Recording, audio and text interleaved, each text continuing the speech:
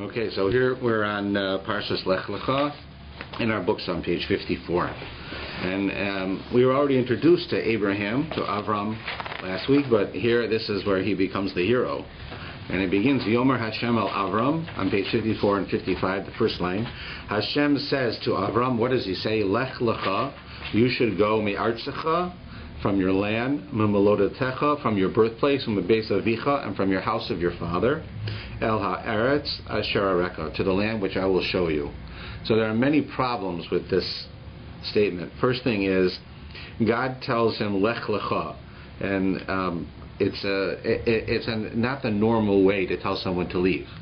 He says Lech Lecha it's an extra word. You could say go, Lech. It's a command form. You should go. So the added word lecha has to have some purpose, because the Torah never has added words or letters. Next is the order of how he tells him to go is really awkward, because he says you should leave your land, you should leave your birthplace, and you should leave your father's house. So if you're going to go somewhere, first you leave your house, and then you leave your neighborhood, and then you leave your land. You don't leave your land first, then backwards. Right? So why would God tell him, leave the land? Well, that's fine, but I haven't left my house yet. He says, all right, so leave your neighborhood. He says, that's also fine. I still haven't left my house. All right, leave your house. It should be leave your house, then after you leave your house, you leave your neighborhood, then you leave your country. So those are two of the more immediate problems that we find in the first line that are there to teach us certain lessons. So the first one is, when it says, El Avram Lech Lecha, Lech Lecha, in a literal sense, means you should go to yourself. But, I mean, you can say it means you should go, because it's Lech is to go, Lecha is you. But we already know, God says to Abraham, go. You don't have to say, God says to Abraham, you should go. There is no need for the extra word. So here, many of the commentaries tell us that that's what Lech Lecha is telling us, that Lech Lecha means you should go unto yourself. That before you can go out to accomplish anything that you want to accomplish in this world, first you have to get to know yourself. Find out your strengths, your weaknesses, discover yourself, work on yourself, improve yourself, become the person, right, or become on the path of becoming the person you want to be. And then you can do the rest of what we're talking about, because we already know who Avraham is. Avraham is the perfect example of the outreach worker. He was living in a world where he was the only believer in monotheism at the time that he began this. He sort of discovers God, and he comes to the conclusion by discovering God that God has certain things that he wants us to do, and there are certain things that we have to understand about this God, and there's only one God, and that he's kind. He doesn't want us to kill children for him. He doesn't want us to offer people as sacrifices. He's not looking for that. So so Abraham goes out to change the world. He's the only one. That's why he's called Avraham HaIvri. Ivri means from the other side. Literally means the other side of the river. But in a philosophic sense, it means he's on the other side. All of the world's on this side, he's on this side. So God says, if you want to go out and change the world, you have to make sure that you're that person. Right? They tell a story about Bertrand Russell, who was a philosopher in England and a writer, and he was teaching ethics in a university in London, and they say that he was having an affair with one of his students. So it was asked of them, how is it that you can have an affair with a student when you're teaching ethics? So he says, you don't have to be a triangle to teach mathematics. His point being, you don't have to be ethical to teach ethics. You just have to know ethics to teach ethics. Or you don't have to be a zebra to study zoology. The point, that was his point, though, that you don't have to live what I teach. I'm teaching it. You want to be a mathematician? I'll teach you how. I don't have to be a triangle to teach you to be a mathematician. But he's wrong. It's not true. You do have to be ethical to teach ethics. Because if a person who's studying from you does not see that you take it seriously, then they're not going to listen to you, and you won't be able to convey it. Yes, you can give them the information, and yes, because they paid for the course and they need the grade, they will study it, even if they don't see you believing in it. But the reality is, we're not talking about a university class, we're talking about a life-changing experience. If somebody comes to you and tells you, you know, if you don't lose weight, you're going to get a heart attack, and they're 100 pounds overweight, you're going to laugh. Like, who is this that's telling me this? Or they say, you know, you have to eat more healthy while you're both eating in McDonald's. It's not going to be accepted. Therefore, a person does have to be a triangle to teach mathematics. You do have to be ethical to teach ethics if what you're trying to do is to get a person to change their life. So God is telling Abraham, you're about to go out on the endeavor of being the first person in history to try to change the world, that the world should do something good. You want to teach the world about ethical monotheism. In order to do that, you must be the best person you can be. So before you do anything else, Lech Lecha, go to yourself. Know yourself. Understand yourself. Work on yourself. Become the person, or on the path of being that person who fulfills the potential that you feel is that you have that ability. Do that first. Then it says, you should go from the land that you live in, from the birthplace, and from your father's house. And as I told you, in a physical sense, that's impossible. You have to first leave your house before you leave your neighborhood, and then you leave your neighborhood before you leave your country. It's not possible to leave your country before you've left your house. Right? The point being is that this is out of order to tell us that, yes, God is telling Abraham to physically leave where he was and to go to a place where he has more potential to fulfill changing people, which was in the land of Israel. And here he was outside. He was in the fertile valley where was known as Haran back then, the Mesopotamia area, and he then went to Israel from there. And so it's telling us an interesting point. Physically, yes, you can't leave your neighborhood unless you left your house. But spiritually, it's the opposite. So it's coming to tell us, out of order, that physically Abraham has to move, and in a spiritual sense, he has to move. That is to say, when a person wants to change, there are various levels of things that we become accustomed to that you have to work on. For instance, it says that the sins of the father are not carried over into the child. Right? A child does not bear the guilt for the father's sins. However, we do know that there is a concept of a child carrying over some type of something from the sins of the fathers for 3 or 4 generations. And here it's saying the fact is as follows. It's not that a child carries the guilt for the father's sin, but if the father is a thief, then the child who loves him is going to say, it's hard for me to believe there's anything wrong with theft, because my father stole, and my father was a good man. So it's got to be that we don't understand what it means. So he will be a thief. Or if you're in a house of murderers, everybody's a murderer. For you to be a thief and not a murderer is a step closer to being a good person, but you're still a thief. So here you see how the environment has such an effect on a person. When a person wants to change, they have to realize that there's various levels of things that they've grown accustomed to in their life, for many reasons, including things that their parents have done wrong, which have shown them that they're like that. It's like when I was starting out working as a rabbi. So I was working in Boulder, Colorado, and I was affiliated a lot with the university there, which was the main source of everything in that city. And I would ask the students, so, you're coming by, you want to fulfill some Jewish things. That's why you're coming here. You meet other Jewish people. That's wonderful. What type of a Jew are you? I'd ask them. And the reason I ask is that I like to hear, are you the Orthodox Jews, Reform Jews, Conservative Jews, Secular Jews, just Jews, whatever. So almost universally, they would answer that they were this certain specific type of Jew, let's say Conservative or Reform, whatever it was. And I would ask them why. Why are you that? So they say, because my parents are. Right? And I always would say back to them, well, if you don't mind, but I will bet your grandparents were not what your parents are. They were probably different. Your parents decided to investigate and make a change. And you have the same right. You're an adult now. You have a right to investigate your religion and see if you want to follow it like your parents did. But simply because your parents did it is not a reason for you to do it. But that's, again, brings us back to this line. Because here, Abraham has to give up things. So the easiest thing to give up, right, is from your land. That is, if you're going to be leaving, for instance, as wonderful as Canada is, and it is a wonderful place for Jews, and they not only allow us to live here as Jews, but they do things to help us promote the fact that we're Jewish. They want us to be openly involved with our beliefs. But there is a lot of there's corruption. You can't open a newspaper today without nudity. There's an abuse of how women are made into objects. Right? You've seen the advertising, everything is the beauty. You buy a car, you have a blonde laying across the hood of the car as if you're going to get the woman when you buy the car. Right? And they want you to think that you'll get women if you buy the car. That's the idea. You smoke a cigarette, you'll be a certain type of a person. Right? And all of these ideas are corrupting. I mean, they're not good ideas. That doesn't mean we have to lock ourselves in a room. But they affect us, these things. So God says to Abraham, you're living in a society that is totally filled with idol worship. Idol worship, what comes hand in hand with idol worship, the Talmud says, is sexual immorality.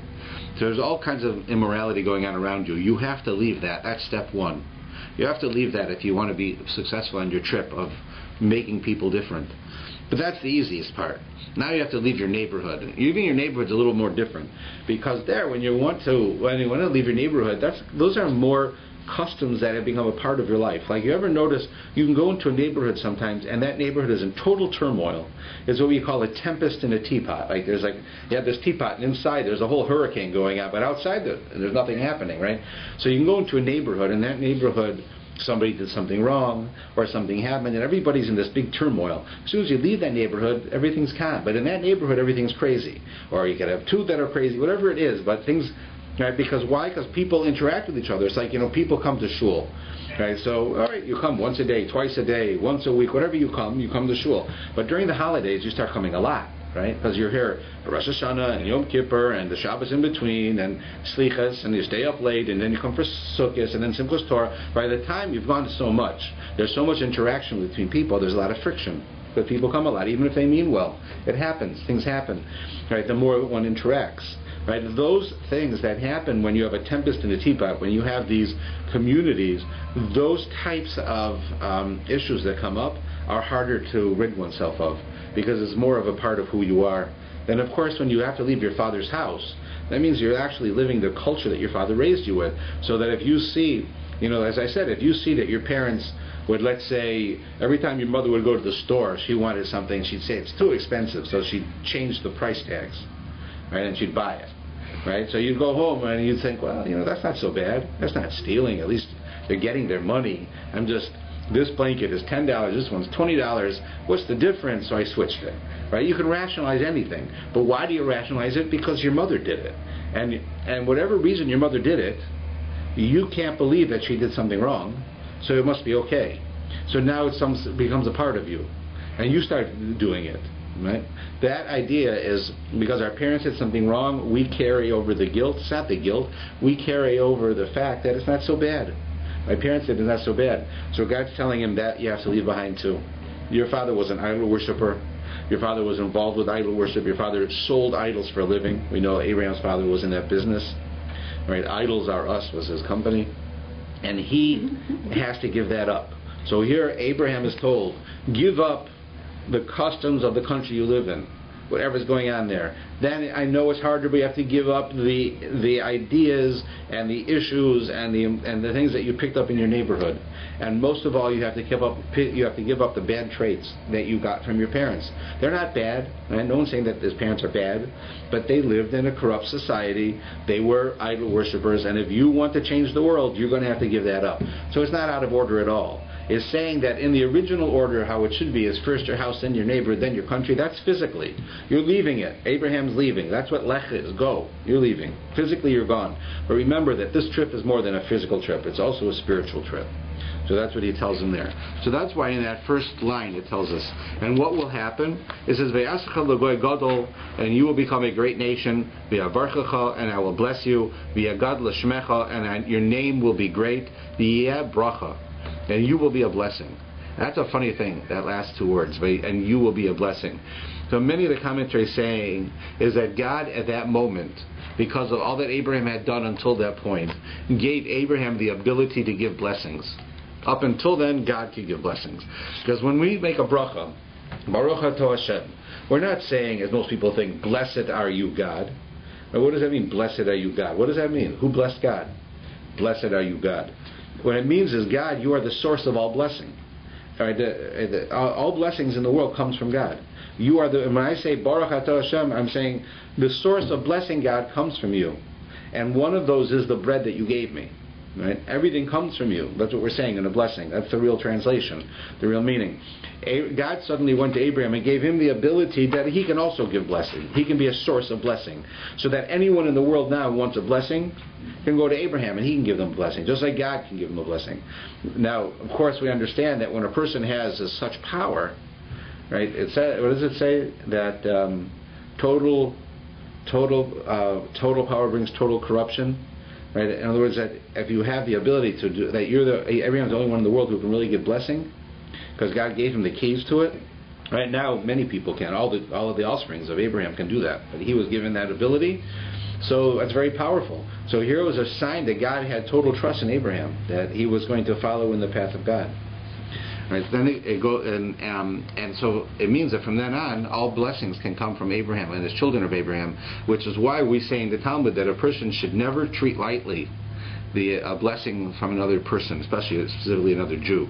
When a Jew blesses you, or when you need a blessing, to ask another Jew to give you a blessing, even if it's a simple person, never take it lightly, because we all have inherited that ability from Abraham, so that when we bless someone, they're blessed, and that's what it means. Rashi says, when Abraham says it, says, whoever Abraham blesses is blessed, whoever Abraham curses is cursed. Whoever blesses Abraham is blessed. Anyone who curses Abraham, they themselves are cursed. That's what it is, and it tells us that explicitly in the Torah. So we have to be careful how we speak. Yes, we know that even when something is said, even if it's not meant, it sometimes happens.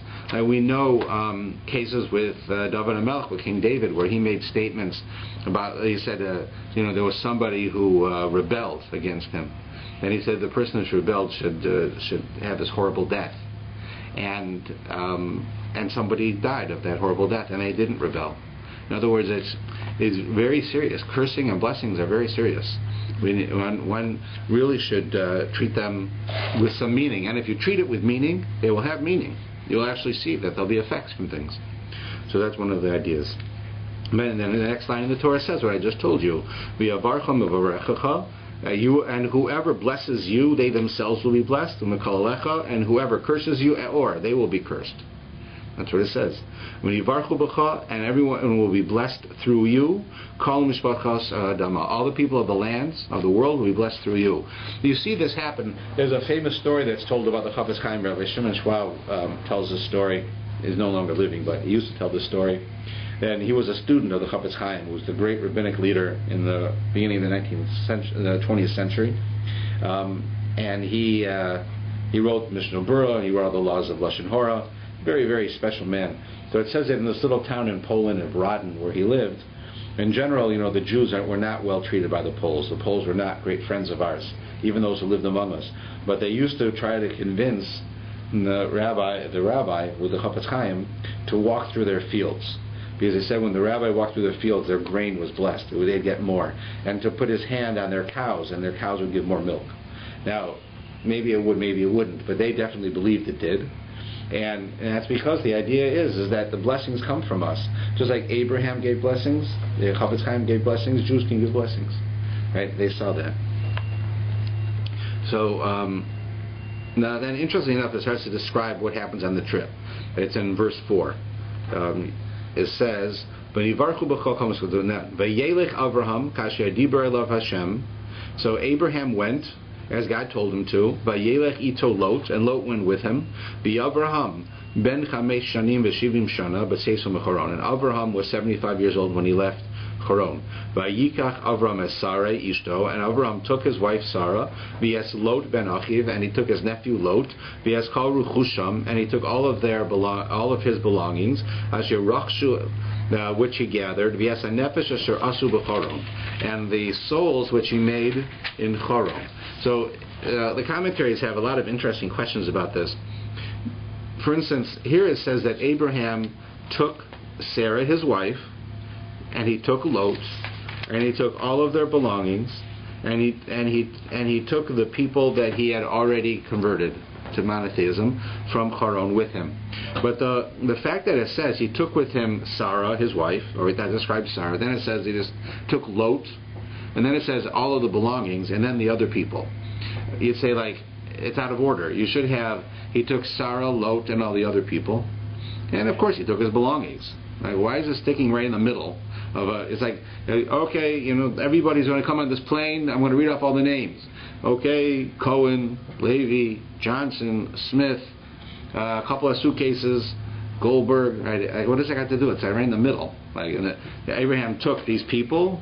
He took their suitcases, and then he took these people. So the answer is that it's actually a foreshadowing, which is a literary form of understanding how things are written by an author, and it's foreshadowing who Lot is going to become. Right now, Lot and Avraham, as the Torah tells us, are like brothers. He's his nephew, but he's like his brother. That is to say that they have the same beliefs and the same cause, and they're working just as hard to try to accomplish it. And Lot suddenly changes. Lot eventually, as we learn in this parsha, leaves Avraham and goes to live in Sodom, of all places. Here's a guy who dedicates his life. He leaves Haran to go with his uncle to God knows where, to dedicate his life to be a missionary, to bring people to understand who God is, and there's only one God. And then later on, because of some money, he leaves Abraham and goes and lives in Las Vegas. So what's wrong with this picture? Here's a guy who gives up everything in his pursuit of spirituality, and then gives up spirituality in pursuit of a couple of dollars. It doesn't make sense. And that's what this is foreshadowing, and we'll explain that when we get to it. But this is foreshadowing because it says Abraham took Sarah, his wife, right, and took Lot and their belongings. In other words, Lot and the belongings. Lot is equated to the belongings, because everything that Lot does, we know in the end, he's only doing it for wealth. He's not really interested in spirituality, or if he is, he changes. He is now going with Abraham with his stuff, right, and then he goes and the other people that they converted. Right in the middle, they stick the stuff after Lot to show you the relationship between Lot and the physical world. That Lot was not in it for the right reason. That's what that tells us. Okay. Now, Abraham goes down to Egypt, and we see here in the story, rather than going line by line. So what happens? Abraham leaves where he is, and he goes down to Egypt. Right? And in Egypt is a corrupt society. It was the most advanced society, but also one of the most sexually corrupt and financially corrupt societies in the world at that time. And Abraham's about to go into it. So before he goes there, right, he's crossing a river to get over, and he sees, as his wife is crossing, she lifts her clothes so she shouldn't get wet. He sees his wife is really a very beautiful woman. That is to say that he probably knew she was beautiful. I mean, he'd been married to her for many years, but it sort of startled him, and he came to the realization, I'm about to enter into this country of Egypt, and they're going to want to take her away because she's so beautiful. So he tells her, tell them that you're my sister, because the custom in the country was, if it was his wife, so she's not available to anybody because she's married. So kill the husband, she becomes available, right? But if she says that she's my sister, so then they're not going to kill me. They're going to try to pay me to sell you to them, right? In other words, and we'll live. That way we'll live, right? Neither of the things are what you want to do, right? Abraham doesn't want to tell his wife to lie and say, you're my sister. But if you go in there and you say that you're my wife, they're going to kill me. If you say you're my sister, they're going to try to negotiate with me, right? And I just won't sell you, right? I mean, and we'll get out. We'll be alive, and we'll be okay.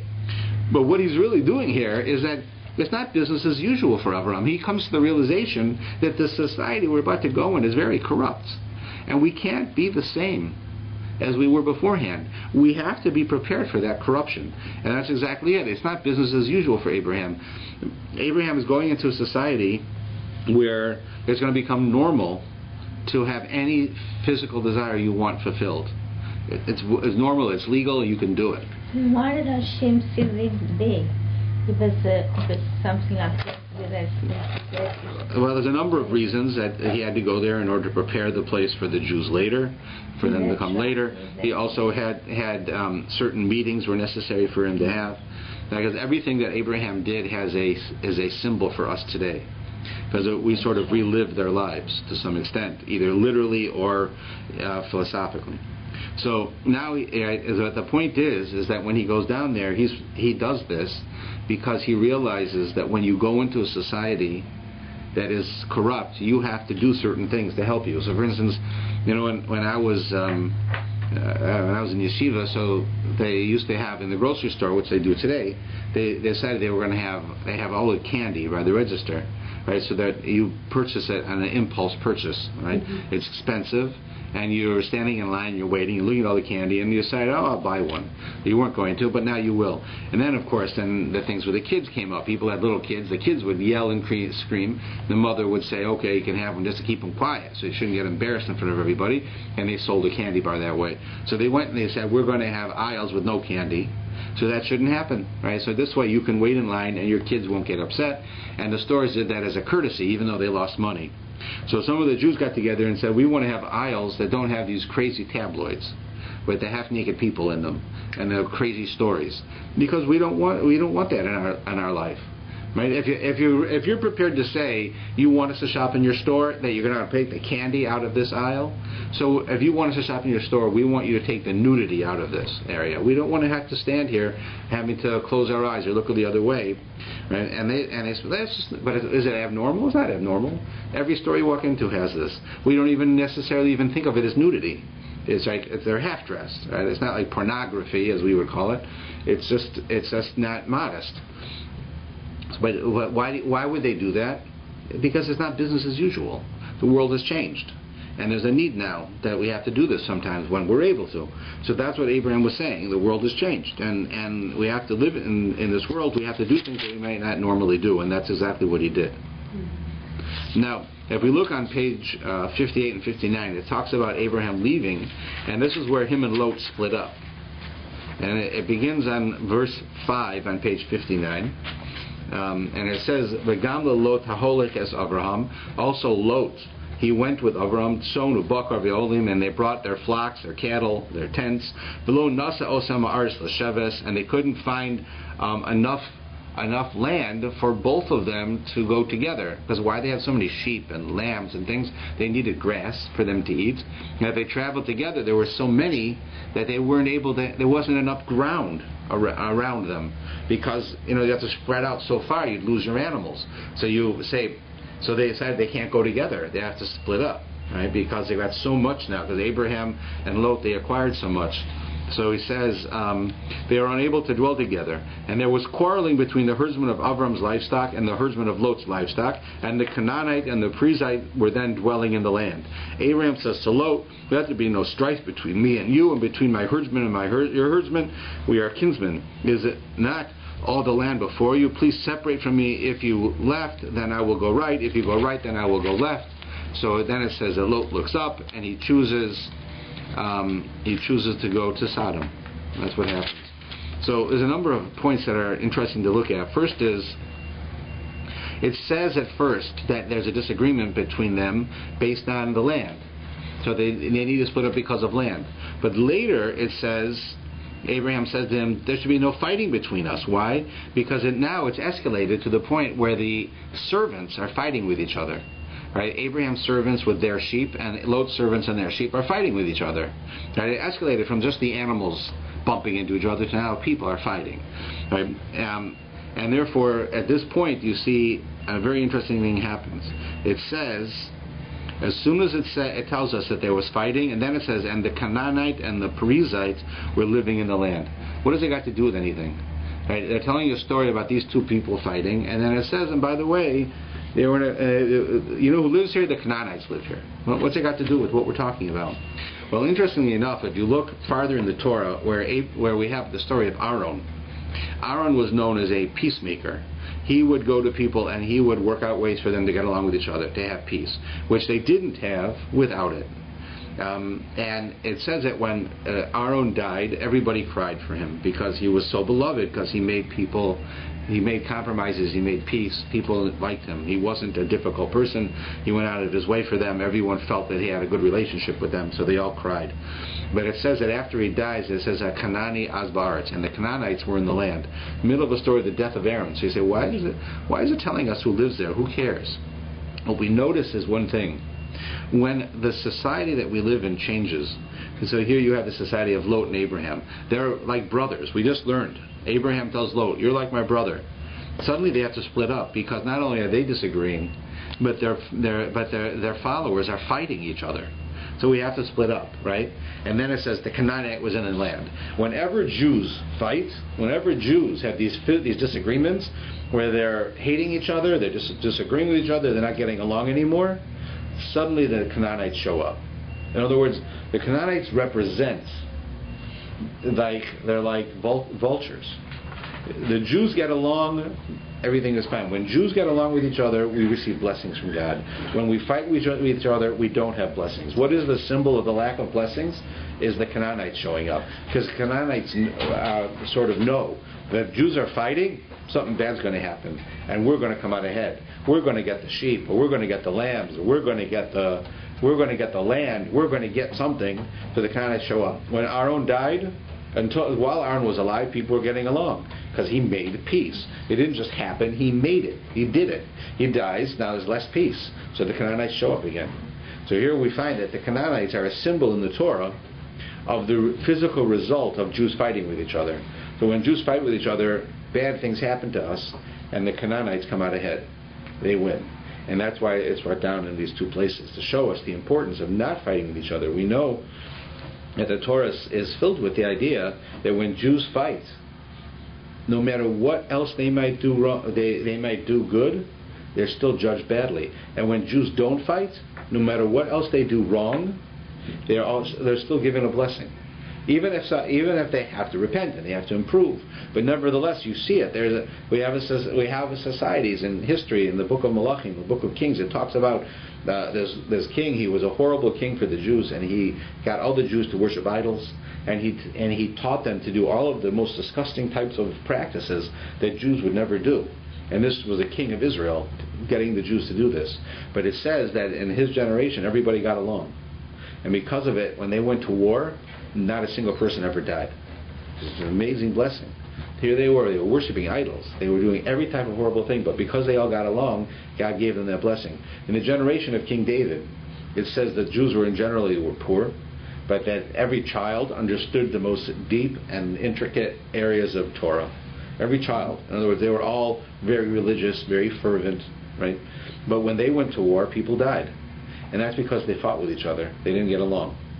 So even though they were religious, they didn't get along. And because of it, God did not give them that blessing. In the other generation, where the king tried to force the people to deny the existence of God, but because they all got along, God gave them that blessing. So here we see from this story, Abraham and Lot are blessed. They walk out, they have nothing, right? Abraham has nothing. He leaves Haran. All he has is Sarah and Lot. And Lot has nothing, right? And then what happens? They come back, they have a lot. I mean, they've got so many animals, they can't live together. But it's not because of the animals, because they're fighting. Now that they're fighting, and Abraham sees the truth of who Lot really is, that he's totally physically oriented, has no real interest in the spiritual world, and that his followers are just like him, then Abraham says, well, you and I can't stay together. It's finished. You have to move on. And that's exactly what happens here. That they're no longer of like minds, that he changes. And the difference between the two cases is that he was blessed because of Abraham, so he received lots of things. And when somebody receives lots of things, lots of money, it can be corrupting. And Lot was corrupted, to the point where here he gives up his entire life in Haran to go with Abraham to change the world. And after he gets a couple of bucks and some sheep and some flocks of cows, suddenly now he's ready to leave Abraham, because there's a disagreement about the land. And he gives it up. And where does he go? The next page tells us he goes to Sodom. Sodom. Lot raises his eyes, he looks out, and there is Sodom and Gomorrah, right? And that's what it tells us. And then the story, right, it talks about them, and Lot is living there, and how terrible it is, and so forth. And then it stops. And Abraham, it says, goes and he moves his tent, and he dwells in the plains of Mamre, which is by Hebron. And he's on the main road. He's parked on the main road. And then suddenly the story changes. It tells us the story about a war between 4 kings and 5 kings. And that the 4 kings captured Lot. They went to Sodom and they captured Lot. And someone, it doesn't say who, but somebody comes and tells Abraham that your son was kidnapped, your nephew was kidnapped. And that person, we know from the Talmud and from Medrash, was Og. Og was the king of a land called Bashan. He was a superhuman. He was from before the flood, and human beings were much stronger before the flood. And he held on, it says, to the ark from the outside, and he lived through the flood. And he was the symbol of superhuman physical world. And he was like a king in the physical world as Abraham was with the spiritual world. And they were combatants. Later you see Og and Moshe, the same fight between them. And here and the one who was the true winner, like the one who was actually the real king, was the one who had Sarah. Whoever had Sarah, her name means princess, she's the queen. That means you're the king. If you have a queen, you have a king. You're the king. So Abraham has Sarah. So it says that this Og comes and tells Abraham, you know what? Your nephew was kidnapped by these 4 kings. They're having a war between 4 kings and 5 kings, and 4 countries fighting 5 countries, like a world war is going on. And they kidnapped your nephew. And Abraham says, I got to get my nephew back. He's going to get killed. Even though we don't get along, he's still my nephew. I have to go. The reality was that this Og did this for the wrong reason. He did it because he wanted Abraham to die, and he wanted Sarah for his wife. Right? That's what the idea was. He wanted to take Sarah so that he would be the king, that his way would influence the world forever. And so he tells Abraham goes, because he thought Abraham's going to get killed. This Jewish rabbi, right, and his few followers are going to go out there and they're going to fight the 5 kings with all their countries and all their armies, and they're going to win. For sure he's dead. So go. Right? And that was his intent. And even though his intent was bad, it was still a good thing that he did. And the Torah describes that this was a positive thing that he did when he went and he sent him on out to go have that fight. Now, why did Abraham go? So one of the reasons is as he went there because it would have been a chil Hashem. It would have been a desecration of the name of God. How is it a desecration of the name of God? Because we know before that Lot not only looked like his uncle, he was almost like a carbon copy of his face of his uncle, of Abraham. That Lot, who was the son of Abraham's brother, looked just like Abraham. Abraham realizes that they took Lot because Lot looks like Avraham. And they're going to be able to now show, look at this. Here's this guy. He's telling everybody how great his one God is. And he says that my God sent me out to change the world. And if his God's so great, how come we caught him? We got him locked up in a cage, right? It wasn't Avraham, it was Lot, but nobody would know because it looks like Avraham. So Avraham realized that the world it's going to be an insult to God. It's going to be a disgrace to God. That God sends me to do a mission, and they're going to say that their gods are stronger than our gods because they caught me, and they didn't catch me. They caught my nephew, right? Who is like them, not like me. He's become a sodomite. So he has to go and get him, because he doesn't want God's name to be disgraced.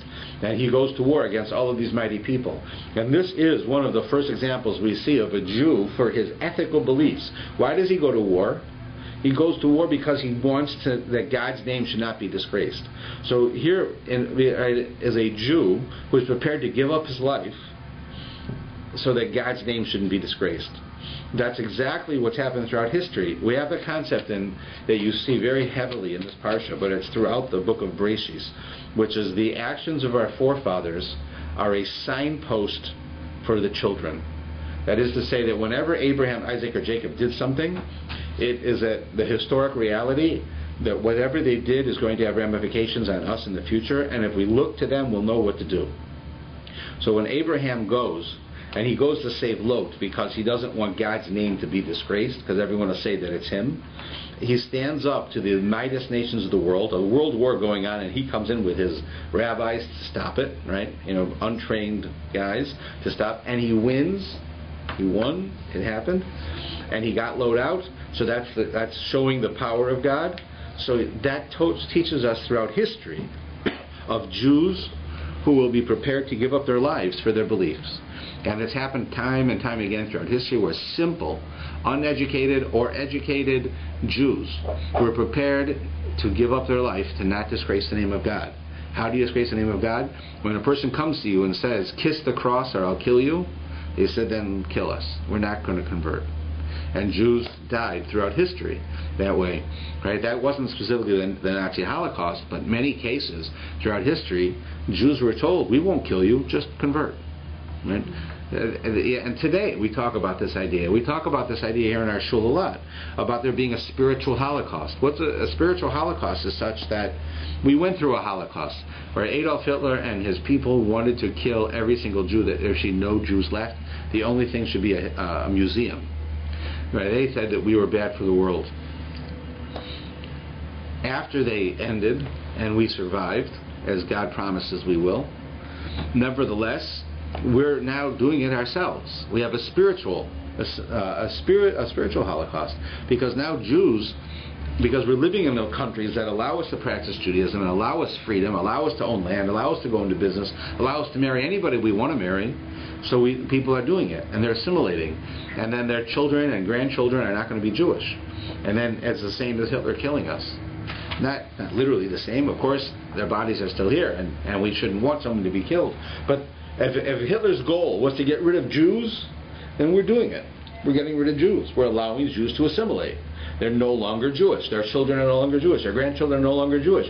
It's the same thing. What's Hitler's goal? It wasn't to kill the Jews. It was there should be no Jews. What is the goal of assimilation? Not to kill Jews. There should be no Jews. It's the same thing. So the spiritual Holocaust that is going on in the world is something that every one of us, like Abraham, we have a responsibility to try to combat. We have, right, that's the idea where it's not that you hire a rabbi to reach out to people and to try to make them more Jewishly identifiable and have a greater Jewish pride. Every one of us has to reach out to people. Every one of us has that. Every one of us interacts with other Jews. We have to make sure that every interaction we have is positive. Every time another Jew has a need, they come into my shul to say Kaddish. Somebody died, something happened, they come and they want to interact with us, and they have nothing to do with us. We have to make sure they feel welcome when they walk into our building. Right? But when you're at work and you're having a difficult time, how do you talk? Do you swear? Do you curse? Do you act out? Do you treat other people badly because you had a bad day? Then people say that's a Jew. That's what a Jew does. Even though you're not doing it as a Jew, you're doing it for you. But I promise you, you'll see this all the time when you get guys, right? And they'll have a hat on or their yarmulke on, and they're driving down Bathurst Street, and they're cutting in and out of traffic, or they're driving on the side, what do they call it, in the gutter on the side. People look and say, look at this Jew. I have to get to work. I have to be at work also, right? But I'm sitting here in line like everyone else, waiting my turn. This guy, no, he's too important. He has to drive down the side of the road. He has to drive in and out of traffic. He has to drive illegally. He has to drive dangerously. Right? He's so important. That's a chilul Hashem. That's a desecration of the name of God. Because now they had an interaction with you that you don't even know about, where they're now disparaging. Rather, we should do like the Talmud says. The Talmud says the person should act in a way that a heathen would walk up and said, "Blessed are you. Blessed is the God that created you." Right? Blessed is, in other words, the God. The religion that you have, the lifestyle that you have, is so good that I want to be like you. That's how it's supposed to be. So if we have to do that first with Jews before heathens, but we have to make sure that we do that with Jews, because otherwise, every time that we push a Jew away, we make them feel different, feel judged, feel unwelcome. If we do any of those things, it's no different than a Nazi taking a bullet and shooting someone, because we have now just taken them one step closer to assimilation. And they leave, and they don't come back. And every time we make someone feel welcome, like in our shul, we have people who greet people at the door. You walk into our shul on Shabbos, unless it's a real weird time, there's someone standing at the door to greet you, to ask you where can they accompany you, can they show you a place to sit, they give you a sitter, introduce you to someone to talk to. So you should feel that you're here, you're a part of this, you're welcome, we want you here. We let people know, we advertise, you have to say Kaddish, you're not a member of a shul, you can come here and say Kaddish. The same idea with our high holiday service. We charge like every other synagogue to participate in our service, so it helps us offset our money so that we can operate all year. We also know that there are many, many people who don't go to synagogue, so we offer a 1.25 hour program on Rosh Hashanah each day, and then Yom Kippur Kol Nidre, Yom Kippur morning, and Yom Kippur by Nila, which is not really a service, it's more of an education, but it fulfills some of the shofar blowing and so forth. So we say that's free. We want people to come. We want every Jew to be able to interact. We had 450 Jews this year. Right? And then from those 450 Jews, already, less than a month later, we already have 75 come to a Friday night dinner. So we're introducing them to things because they feel they're not being tricked. We're not trying to take their money. We're not trying to convert them. We're simply welcoming them and giving them the opportunity to investigate who they are. We have that responsibility as Jews. That's what we learned from this section. That Abraham was prepared to give up his life, not because he was saving his nephew, because it was going to be a disgrace to God if he didn't get involved, so he got involved. It's the same with us. It's a disgrace to God that we allow Jews to assimilate. We have to do whatever we can, right, to make sure that the actions that we do are going to bring Jews closer, not further. Right? Because everybody knows that everybody has a story about some rabbi or some person, some rebbitzin, some woman who said the wrong thing or did the wrong thing or didn't pay us back or did something. And because of it, we know people like this, they just reject everything to do with Judaism. So if that's what Judaism is, I want nothing to do with it. The fact is, it's not what Judaism is. That's sometimes what Jews are. Jews have the Torah because we need the Torah, not because it's fun. We need it in order to be moral people. So the Torah teaches us how. When we don't follow the Torah correctly, then we're going to be immoral.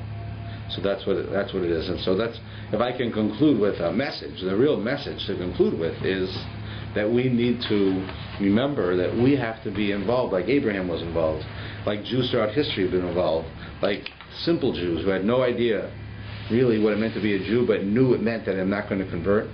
They died rather than convert.